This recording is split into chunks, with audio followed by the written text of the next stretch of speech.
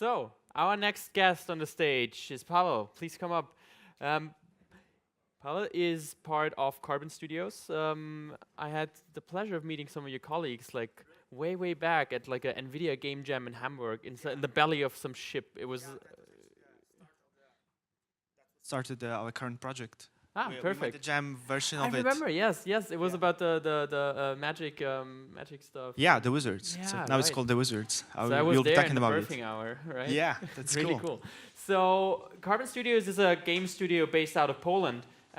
They've been doing a really gorgeous experience called LSVR. You should definitely check it out. And now they have Wizards VR in early access, I think, right? And today, Paul is going to talk about something that cannot lack at any VR conference. We had a little bit of it so far already, which is Locomotion. And Locomotion is this. I have this hate-love relationship with it because it's a super fascinating topic that I spend a lot of time working with from the very beginning on. But it's also just a bitch to get right.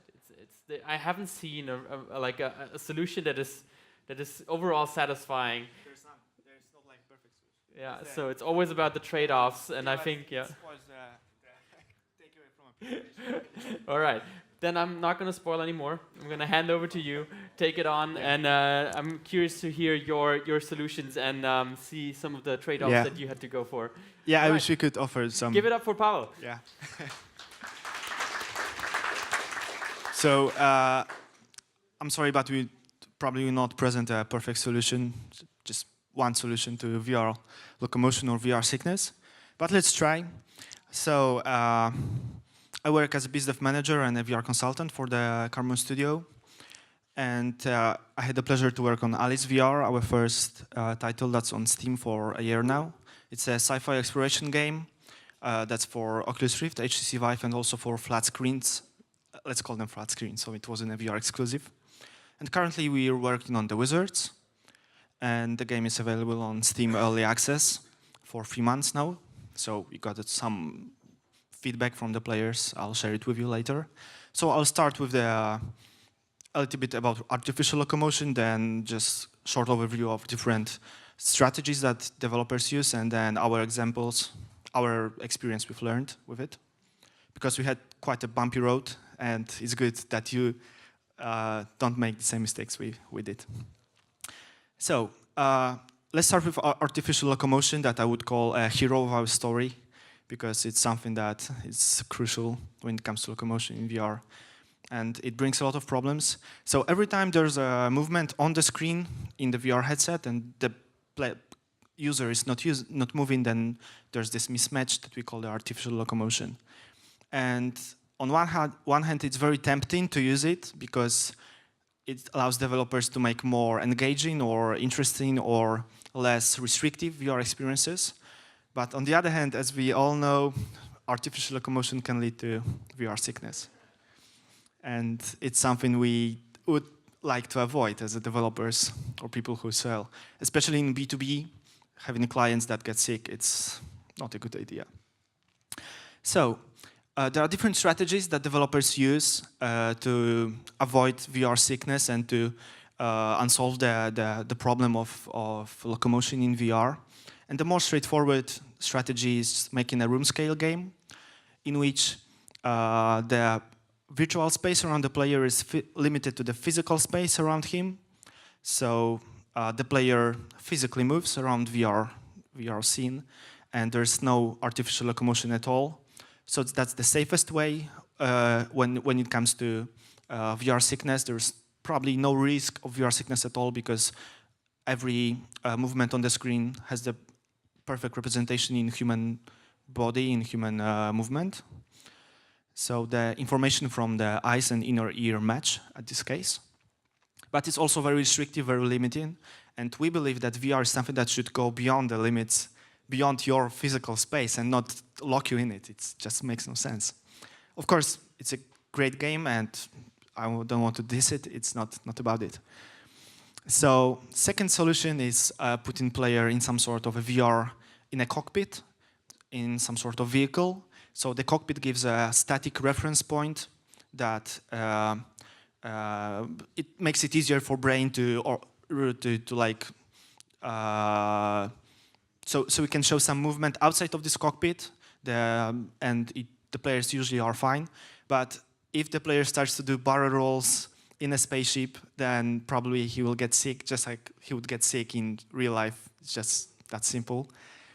But it's interesting and good solution. The third option is to make not first person, but third person VR experience. And in such experience, the player observes the character he controls in front of him. And it's very interesting. It works very well in VR, but it's good to realize that after all, every third-person VR experience is also a first-person VR experience, because in VR you always are in first person. You control the camera with your head and you always are in the world. So instead of pretending that the player is not there, better solution is to make a game or experience in which the characters in this world spot the player. So when the player realizes that there are characters that see him, that follow the movement of the player, it really adds to the immersion and to presence, because it reminds the player that he's actually there and he can interact like both ways with this world. So another solution to locomotion in VR, and very popular, is teleportation. And it has a lot of flaws. I would say that the best thing about teleportation is the fact that it removes the risk of VR sickness, because the player is basically not moving, it's just jumping from place to another. But for a lot of people, it breaks the immersion. So as in my topic, it's about between the comfort and immersion, then it's just like going all in for comfort, not for the immersion, because you cannot teleport in real life. So when you teleport in a VR game, you're doing something that you're not accustomed to do in real life. And of course, it can be cool, but most times it's just something that breaks not only immersion, but also it breaks the connection with the game world. So people have problems with reorienting themselves. So when you have a maze and there's a teleportation, so player can get lost very, very quickly.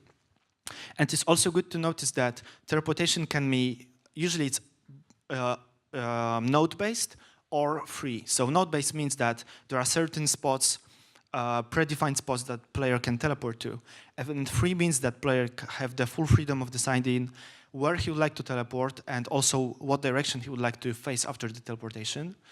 And from our experience, it's a solution that's more popular, the second one. So if you go for teleportation, it's better if it's a free teleportation. And there are some also more innovative solutions to locomotion in VR, just like the out-of-body movement in a game, for instance, in a game called Pavlov. So it's a multiplayer game, so just to make the game equally demanding for the players who would like to teleport and move freely, just like in traditional FPS games, when you teleport in this game, you actually have to watch the avatar of you of the player that follows this way. So here's a video that will explain how it works. So you cannot simply teleport from cover to cover, because you play with people who could not do it because they just move just like in a traditional FPS game. So instead, you have to let the avatar move to this place, and you can get shot during this movement. And there's also a very interesting solution of grab and drag. It was used in Climb, it was used in Declimb, it was used also in Lone Echo, very popular VR game. And grab and drag means that you literally grab the world and bring yourself closer to the world. And it means that you have the full control over the movement, how the movement what movement will be there on the screen, so you expect it. And it's very good, and there are many people who cannot stand free movement in VR games, but they are okay with grab and drag. So speaking about free movement, it's also very popular, but not as popular as teleportation, because it's the most risky solution when it comes to VR sickness. Usually, I know that someone's waving his head. That's not, yeah, but usually it is, because there's a lot of artificial locomotion. So players not moving, but there's a lot of movement on the screen. But there are some ways to make it less risky when it comes to VR sickness. And it's also good to know that free movement can be, usually it's gaze-based or controller-based. So when it's gaze-based, that means that you always go the direction you look. And controller-based means that you can decide the direction with your controller in your hand. So you can look one way and move the other way. And it sounds like something that will be much more risky when it comes to VR sickness, but it's not. And it's preferred by most of the players from our experience. So if you make a game with free movement, just make sure that it's not gaze-based or not only gaze-based. So there are people who play it safe, so they make game with only teleportation. There are people who feel lucky and make game with free movement. And there are people who just go crazy with it. And here's an example from the game Serious Sam VR. First encounter, it's a remake of an original Serious Sam in VR with the same movement scheme as the original one. So just watch Natey playing it. Oh, flying! Oh no! What did I do? Oh, and then Oh my day. This trampoline is freaking That gives me epic. some. So Natey did not collapse. He was having fun, actually. So of course he's playing VR a lot, so he's very resistant to VR sickness. But you can do it, and actually I think that Crow Team, they really success with this game and other VR remakes of Serious Sam games. So right now I'd like to move to our experience. So with Alice VR, our first game, it was released 1 year ago on Steam. And initially the game had only a free movement in it. And unfortunately, we very rapidly got mixed reviews on Steam. And 80% of these negative reviews were reporting VR sickness. So 1 year ago, it was much too early to make a game with only free movement. We failed there, and we spent another 6 weeks on adding teleportation to the game. And the takeaway here was that you have to gather feedback as soon as possible. And we just did not ask the players to test the game enough during the development of the game. So with our second game, with the Wizards, we said, oh, hey, so if players hated free movement in Alice VR, then let's make a game with a teleportation this time. And the game was released on Steam Early Access 3 months ago with only node-based teleportation. So our idea was that since the Wizards is a VR spellcasting game, and you have to learn different gestures for these spells, then you have to focus on repeating these gestures with your hands properly, to summon spells, to cast them on the enemies. So we thought that it's a good idea to just limit the possibilities when it comes to movement, so the players can focus on action or on casting spells, remembering gestures, instead of where to move next. But unfortunately, we failed again. And we made sure to gather feedback as soon as possible. So we made alpha testing and beta testing before releasing the game on early access. And the feedback from the testing was solid, so we thought that everything will be fine. But as I said, we failed. We got mixed reviews again on Steam. And the main concern was lack of immersion. So people did not have enough feeling of freedom of exploration, being just forced to teleport between teleportation spots. And clearly, players required us to make a game, to add a free movement to the game. So we spent another 6 weeks adding teleportation, free movement to the game. We promised that we'll do it, and even promising that we'll add free movement was enough to get positive reviews on Steam. And so we had like 6 weeks to add it, but already with like blue, not yellow on Steam, what was a nightmare for these couple of days, first days. And right now, I can tell you the update is already out, and the reception is very good. The sales are solid, and we managed to just like reverse the negative feedback. But I was just like approaching every negative review, saying, "Hey guys, right now there's a free movement, so just check it out again and tell me what you like." And they were removing the negative reviews based on that, or the promise. And for the takeaway, I would like to say that first thing, the most important one, is that you probably don't have a cure-all when it comes to Locomotion in VR. So instead of choosing only one option, just like teleportation, free movement, something else, it's better to give players option. Unless you're super confident that you have something that's just unique and everybody will be happy with that, it's better to simply give players options. So a good example of that is the fan-made mode for Doom 3 BFG. So fans of the game made a VR version of it. And this mode supports free movement, free teleportation, out of body, just like in Pavlov, and also 10 different comfort modes. So different tweaks that help with a VR sickness. So it shows that the players are to decide what options do they want to have in the game when it comes to locomotion. They just go for everything. They want all the possible options because everybody is different. And it's good to know that movement is something that can actually affect your VR games and experiences very, very, very much. So it can affect the sales, the reviews of the game. And I would say that in flat games, movement is just one of the many aspects of design, and probably the not most important one. And in VR, it's probably the most important decision. So decision what will be the movement scheme in your VR game experience. That's the most crucial one. Because teleportation is good when it comes to comfort, but it breaks the immersion for a lot of people. So what about that? So you don't want to have a game that's happening on the desert that's limited to 2 steps each way in a room scale experience. That's really, really important question. And I would say that for some, free movement is a new religion. And it's relevant when it comes to players, reviewers, YouTubers.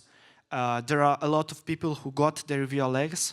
And I would say that the whole VR community got its VR legs in a way. So the longer you play VR games, and it's reported that even when you, for instance, when you get sick playing game with free movement, you can spend some time playing, let's say, Job Simulator, and it will help with free movement games in the future. So you can get your VR legs for the free movement games just by playing games without the free movement in VR. So if you decide to make a game without the free movement, and it technically could be possible to have it, you will probably get a lot of hate, and you just take the risk doing it. So it's good to know. Yeah, and about the feedback we got, because I said that we got feedback from the VR from gamers before releasing the Wizards. We asked players on the VR community on Reddit to help us to test the game, and they were overly optimistic about the game because they were happy that they have a chance to try the game before the release, and they did not want to say something cruel about the game. So we just did not spot the problem with Locomotion because of that. Because after the release, it turned out that 80% of the players hated teleportation, but during the test, they were like, "Oh, it's fun." Yeah. So I would say that 1 year ago, it was too early. It was too early to make a game with free movement only, and currently it's too late to make a game with only teleportation, because too much players play games like Onward, that they have. For instance, Onward it probably has like one of the most active VR communities of players who play the game. Like they come back to the game because it's like a Counter-Strike in VR, and the game is free movement only. So if they play Onward like 5 hours a day and then they buy the Wizards and the game is node-based teleportation only, they will hate it because they are used to something else. And the last takeaway, and probably the most difficult one, I think that you should try to develop for the future. So ask yourself a question: what will be the most popular solution when it comes to movement in VR in a year from now or 2 years from now, and try to develop these movement schemes already in your games. So I have to leave you with this question about future of VR and locomotion in VR. And if you guys have some questions, or maybe you'd like to share your experience, your thoughts, what's your opinion on it, you're good to go right to do it right now. Thank you very much.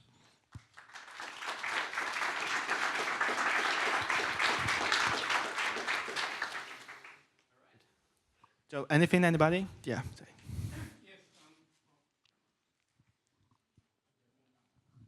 Thanks a lot for all the Thank you. good background. Why is controller-based movement, and how is it better than the gaze-based free movement? Does it have Yeah. less thickness, or is it just better for the interaction? Or can you comment on that, please? Yeah, it's a simple question, basically, because imagine that you're playing a game like The Wizards, when you have a fireball in your hand, or a game like Counter-Strike, when you have a gun in your hand, and you want to shoot somebody who's here, but you want to keep going this way.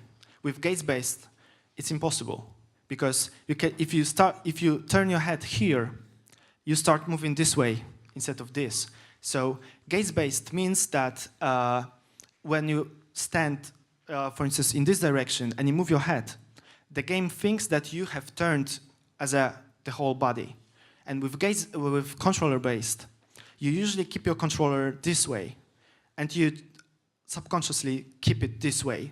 So you have the controller that keeps going this way, and you can look around, see the surrounding, see what's behind you, run from somebody who's behind you, look this way, and keep going the way you want to go. So it may seem like something that will induce VR sickness, but you have the full control over the direction with your left hand. So your brain knows that you will go this way because you have the controller and you control it. And you can look around freely with this. All right, any more questions? If not, I say we do 5 minutes break. Get time to get some fresh air, smoke, if that's still a thing. And thank you, Pavel, so much for your talk. Thank you. And yeah, give it up. All right, guys, see you in 5 minutes.